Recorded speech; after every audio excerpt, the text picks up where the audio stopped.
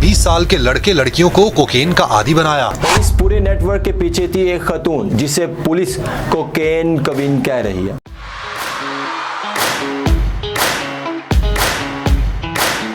आखिर कौन है इसके पीछे, कौन सी ऐसी शख्सियत है जो इसे सपोर्ट कर रही है?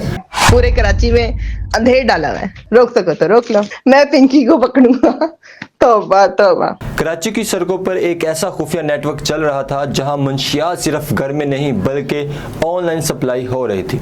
खवातीन राइडर्स, पौश इलाके और रोजाना लाखों रुपए का धंधा। और इस पूरे नेटवर्क के पीछे थी एक खातून जिसे पुलिस कोकेन क्वीन कह रही है। ये है अनमोल और पिंकी की कहानी जो कराची की सबसे मतलूब खवातीन बन गई। कराची पाकिस्तान का सबसे बड़ा शहर जहां दिन में कारोबार और रात में जराइम की कई खुफिया दुनिया आबाद हो जाती है।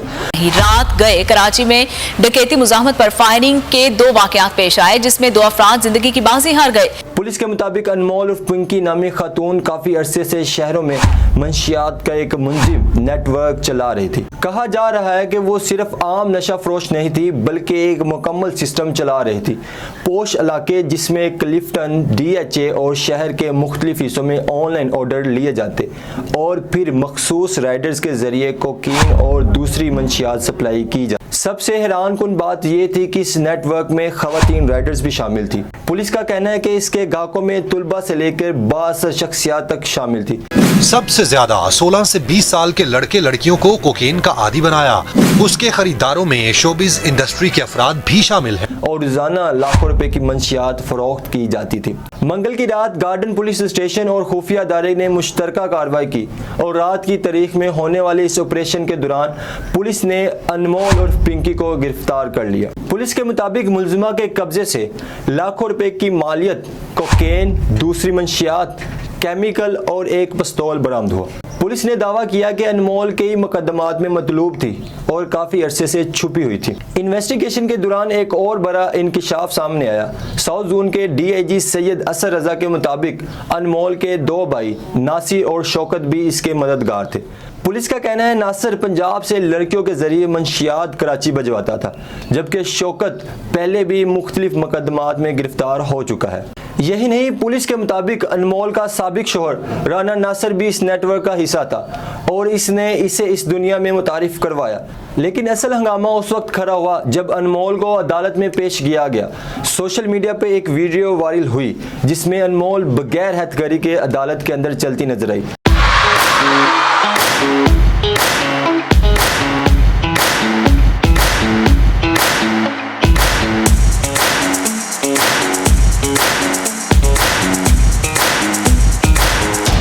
आंखों पे चश्मा, हाथ में पानी की बोतल और पुलिस अफसरान इसके पीछे चल रहे थे।